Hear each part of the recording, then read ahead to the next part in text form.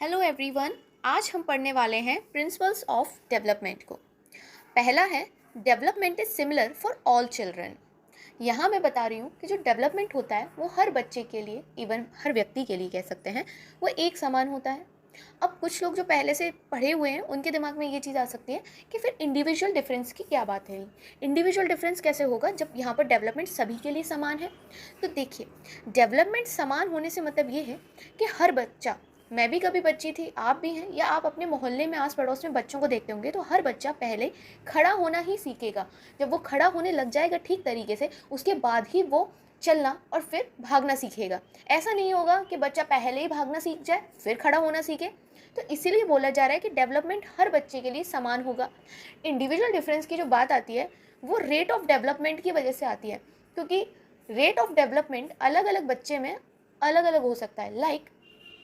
जैसे कि कोई बच्चा जल्दी चलने लग जाता है, लेकिन कुछ बच्चों को चलने में समय लगता है। कुछ बच्चों के दांत जल्दी आते हैं, कुछ बच्चों के दांत देर से आते हैं। कुछ बच्चे जल्दी बोलना सीखते हैं, कुछ बच्चे देर में बोलना सीखते हैं। लेकिन बाकी जो उनका डेवलपमेंट है, लाइक चलना, खाना खाना सीखना, दौड़ना, भागना, वो एक ही सीक्वेंस में जा रहा है। इसलिए डेवलपमेंट सबके लिए सिमिलर है।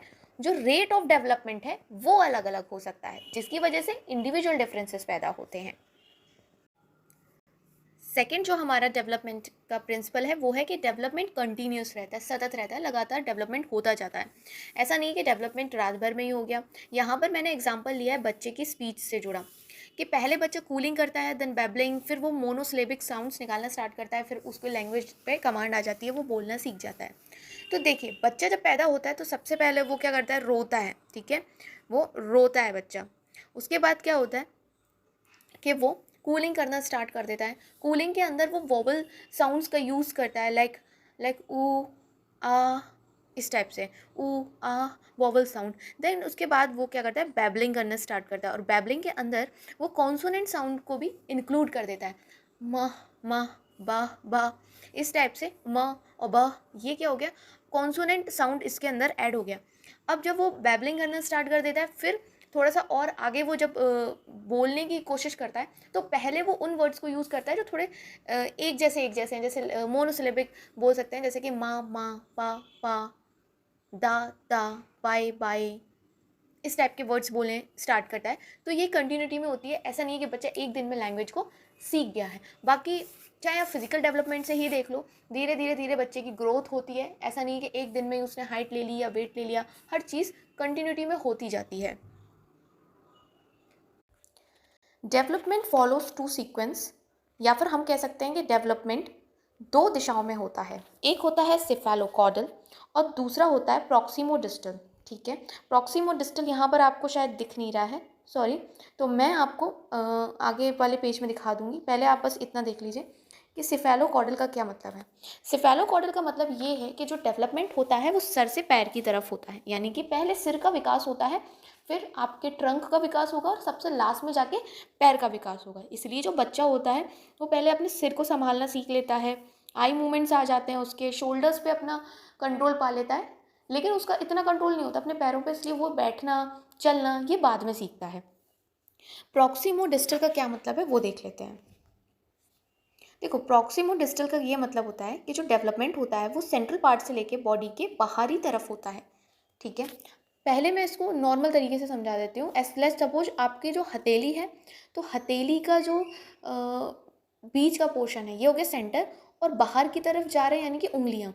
तो इसका एग्जाम्पल ये नहीं है, तो मैंने आपको समझाने के लिए बताया सेंट्रल से बाहर की तरफ जाना, कि बच्चा पहले अपने शोल्डर्स को कंट्रोल करना सीखता है ना।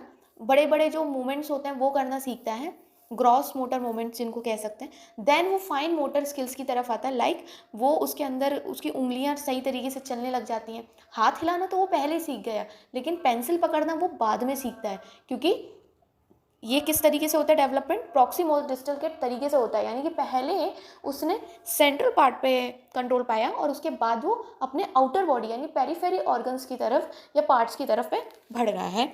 आगे देखते हैं। फोर्थ वन है कि जो डेवलपमेंट होता है वो हमेशा स्टेज बाय स्टेज होता है। ठीक है, और हर स्टेज की अपनी कुछ यूनिक कैरेक्टरिस्टिक्स होती हैं जब मैं एक वीडियो लेके आऊँगी जो पूरा सिर्फ स्टेज के ऊपर होगा, तो जो पर्टिकुलर स्टेज की कैरेक्टरिस्टिक्स हैं वो उस वीडियो में कवर होंगी। अभी हम देखेंगे स्टेजेस क्या होती हैं। जैसे कि प्री नेटल अपनी स्टेज हो जाती है, प्री नेटल, एक सेकेंड। तो हमारी पहली स्टेज जैसे हो जाती है प्री नेटल, कंसेप्शन पीरियड से, यानी जब से कोई कंसीव किया है बेबी को और जब तक उसका बर्थ नहीं हो जाता तब तक का जो पीरियड होता है उसको प्री नेटल कहते हैं। देन न्यूनेट, बर्थ से लेकर 2 वीक तक का जो बच्चा होता है। इन्फेंट होता है 2 वीक से लेकर 2 साल तक। अर्ली चाइल्डहुड 2 से 6 साल। लेट चाइल्डहुड है ना, इसको बोलते हैं 6 से 12 साल। और एडोलसेंस हो सकता है 12 से 16 साल तक का बच्चा। फिफ्थ जो हमारा प्रिंसिपल है डेवलपमेंट का, वो है जनरलिटी टू स्पेसिफिसिटी। क्या कि डेवलपमेंट जनरल से स्पेसिफिक की ओर जाता है।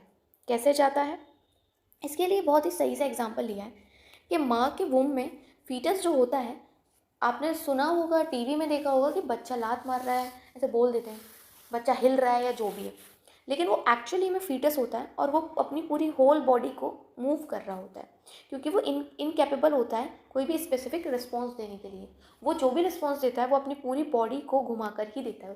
फीटस पूरा ही मूव कर रहा होता है, ठीक है, फीटस पूरी तरीके से मूव कर रहा होता है और वो कोई भी स्पेसिफिक रिस्पॉन्स नहीं दे पाता है। अगर हम लैंग्वेज डेवलपमेंट की बात करें तो मैंने आपको पीछे भी बताया था कि जो लैंग्वेज डेवलपमेंट होता है वहाँ पर भी पहले बच्चा जनरल चीज़ों को सीखता है, देन स्पेसिफिक चीज़ों पे आता है। वो पहले बैबल कर रहा होता है, वो पर्टिकुलर शब्द नहीं बोल पाता, जो स्पेसिफिक वर्ड्स है, जैसे कि पानी के लिए उसको पानी बोलना है, उसको नहीं आता, वो स्पेसिफिक वर्ड्स को लेटर ऑन सीखता है। तो यही कॉन्सेप्ट है, यही प्रिंसिपल है जनरल टू स्पेसिफिक का। इसके बाद आ जाता है प्रिंसिपल ऑफ इंटर रिलेशनशिप। तो प्रिंसिपल ऑफ इंटर रिलेशनशिप कैसे आया?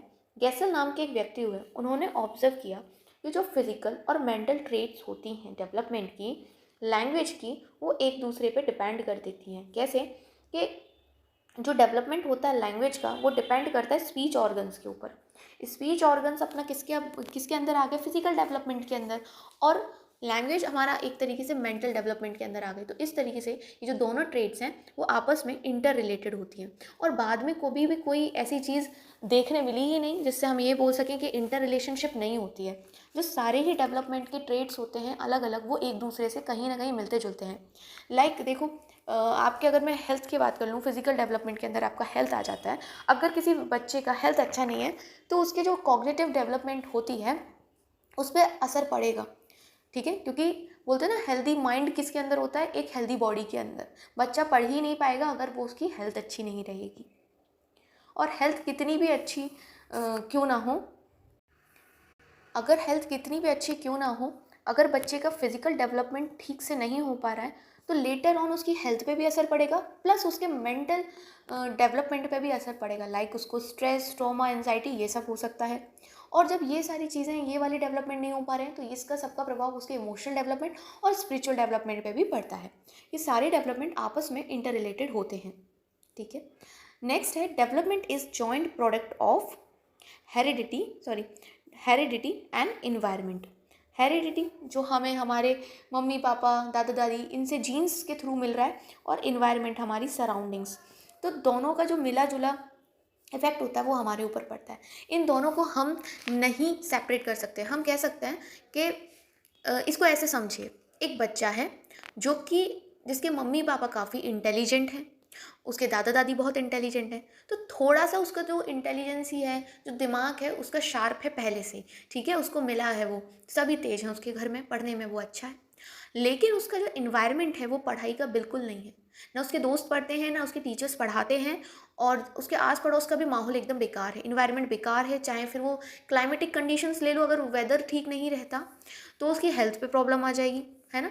या फिर नॉर्मली लोग, नेबर्स ठीक नहीं है, उनके अंदर गलत हैबिट्स हैं तो भी, तो इस सब के प्रभाव के कारण चाहे बच्चा कितना भी अच्छा था पढ़ने में, वो फिर डल हो जाएगा पढ़ाई में लेटर ऑन धीरे धीरे। तो इस प्रकार से जो हेरिडिटी और इन्वायरमेंट आपस में मेल खा के ही डेवलपमेंट करवाते हैं।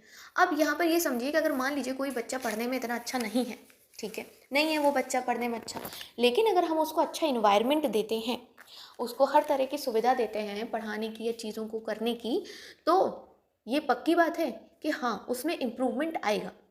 तो इसलिए बोला गया है कि डेवलपमेंट हेरिडिटी और इन्वायरमेंट दोनों पे ही क्या करता है, डिपेंड है। बहुत important principle of maturation and learning, ठीक है। यहाँ पहले हमने देखा था कि इन्वायरमेंट और हेरिडिटी का भी प्रोडक्ट होता है डेवलपमेंट, और दूसरा ये प्रोडक्ट होता है मैच्योरेशन और लर्निंग का। मैच्योरेशन का मतलब क्या होता है? मैच्योरेशन वो स्टेज होती है जब कोई व्यक्ति पूरी तरीके से इतना ग्रो हो जाता है, डेवलप हो जाता है कि वो पर्टिकुलर काम को कर सके, वो अवस्था, ठीक है। तो उसको बोलेंगे कि भाई मैच्योर हो गया है, ये इसका मैच्योरिटी हो गई। लर्निंग क्या होता है? मतलब कि एक्विजिशन ऑफ नॉलेज, ज्ञान को हम जब अधिग्रहण करते हैं या ज्ञान को लेते हैं, एक्वायर कर रहे हैं, एक्विजिशन कर रहे हैं, वो अपनी लर्निंग हो गई। अब ये दो चीज़ों से अपना डेवलपमेंट का प्रिंसिपल बना। कैसे? देखिए, एक सेकेंड। अगर कोई बच्चा मैच्योर हो गया है, मतलब उसकी स्टेज उतनी आ गई है कि वो अब पढ़ना लिखना सीख सकता है, लेकिन वो लर्निंग कर ही नहीं रहा है, तो फिर क्या उसका डेवलपमेंट होगा? क्या वो विकास कर पाएगा? नहीं। और इसका उल्टा मान लीजिए, कोई बच्चा मैच्योर नहीं है, लेकिन आप उसको इन्वायरमेंट भी दे रहे हो, सब चीज़ कर रहे हो लर्न करवाने के लिए, तो क्या वो लर्न कर पाएगा? यानी आप कह रहे हो कि 2 साल का बच्चा है और आप उसको बोल रहे हो कि आप पूरा इन्वायरमेंट पढ़ाई का दे रहे हो, अच्छे टीचर्स भी प्रोवाइड कर दोगे, तो क्या लेकिन 2 साल का बच्चा लिखना सीख सकता है? नहीं सीख सकता, क्योंकि उसकी वो मैच्योरिटी नहीं आई, वो अभी ग्रोन अप ही नहीं हुआ उस चीज़ के लिए, है ना। और कोई अगर बच्चा मान लो 5 साल का हो गया है, उसको लिखने का लायक हो गया, वो मैच्योर हो गया, इतना ग्रो हो गया है कि वो पर्टिकुलर लिखने वाला फंक्शन परफॉर्म कर सके, लेकिन अगर लर्निंग नहीं हो रही है तो डेवलपमेंट नहीं होगा। इसलिए जो मैच्योरेशन और लर्निंग है वो दोनों ही काफ़ी ज़्यादा ज़रूरी होते हैं डेवलपमेंट के लिए। नेक्स्ट हमारा है principle of outer control to inner control. देखो, बच्चा जब छोटा होता है तो अपनी हर चीज़ के लिए, वैल्यूज़ के लिए, क्या सही है क्या गलत है, हर छोटी बड़ी चीज़ों के लिए वो बड़ों पे डिपेंड करता है, वो अपना दिमाग नहीं चलाता। जब बच्चा छोटा होता है तो कहीं दिमाग चलाएगा? नहीं चलाता, उसका कोई कंट्रोल नहीं होता, उसे बाहर से कंट्रोल किया जाता है, लाइक उसके पेरेंट्स उसे कंट्रोल करते हैं। लेकिन जब वो बड़ा होता है तो जब वो छोटा होता है तो जो पेरेंट्स बोलते हैं वो वही सोच लेता है, लाइक खाना खा लो भूत आ जाएगा, या फिर ऐसा हो जाएगा वैसा हो जाएगा, मतलब छोटी छोटी जो भी बातें होती हैं, उसकी अपनी कोई सोच, अपना कोई व्यू पॉइंट नहीं होता, जो उसको बड़ों ने बोल दिया वो वही मान लेता है। लेकिन जैसे जैसे बच्चा ग्रो करता है, चीज़ों को समझता है, तो उसका अपना एक खुद का उसकी जो थॉट प्रोसेस है वो डेवलप होती है, अपना व्यू पॉइंट बनता है और वो खुद से सोचने समझने लगता है चीज़ों को, ठीक है। उसका अपने अंदर इनर कंट्रोल आने लगता है, ठीक है। और आजकल के बच्चों में तो ये चीज़ देखने मिलती है कि उनमें कुछ जल्दी ही ये चीज़ें आ जाती हैं, बड़ों जैसे वो लोग बातें करने लगते हैं। पहले के बच्चे इतनी जल्दी ऐसी बातें नहीं करते थे बड़ों जैसे। आजकल के बच्चों में ये कह सकते हैं कि आजकल के बच्चों में ये जो चीज़ें हो रही है वो इन्वायरमेंट का ही असर है कि वो बच्चे जल्दी ही ज़्यादा मैच्योर हो रहे हैं थोड़े। 10th जो हमारा प्रिंसिपल आता है वो प्रिंसिपल ऑफ प्रिडिक्टेबिलिटी है, मतलब प्रिडिक्ट कर सकते हैं हम डेवलपमेंट को। किसी भी बच्चे के इंटरेस्ट, डिसलाइक, लाइक्स को देखकर और उसकी कैसी ग्रोथ हो रहे हैं हम ये अनुमान लगा सकते हैं कि वो कितना आगे जाने वाला है, या फिर कितना देर लगेगी उसको डेवलप होने में, है ना, या फिर सक्सेस मिलने में। एक अनुमान हम लगा सकते हैं, एक पुरानी कहावत के तौर पे, कि पूर के पैर पालने में दिख जाते हैं। मतलब ये कि आगे वो क्या कारनामे दिखाएगा वो हमें पहले ही पता पड़ जाता है। अगर बच्चा है, वो उसके इंटरेस्ट हमें दिख रहे हैं अच्छे हैं, वैल्यूज़ उसकी अच्छी हैं, तो हम ये आशा रखते हैं कि यार ये अच्छा ही बच्चा बनेगा। लेकिन अगर वो बचपन से ही चोरी करने लग गया तो फिर तो हम यही सोचेंगे कि क्रिमिनल बनेगा। तो उसकी आदतें, उसकी लाइक्स, उसके इंटरेस्ट से हम प्रेडिक्ट कर सकते हैं कि उसका डेवलपमेंट कैसा होगा, ठीक है। लाइक फिजिकल डेवलपमेंट को प्रेडिक्ट किया जा सकता है उसकी हाइट और ग्रोथ को देख के कि भाई इसकी ग्रोथ अभी इतनी हो रही है तो ऐसा डेवलपमेंट रहेगा। इस प्रकार से ये थे प्रिंसिपल ऑफ डेवलपमेंट।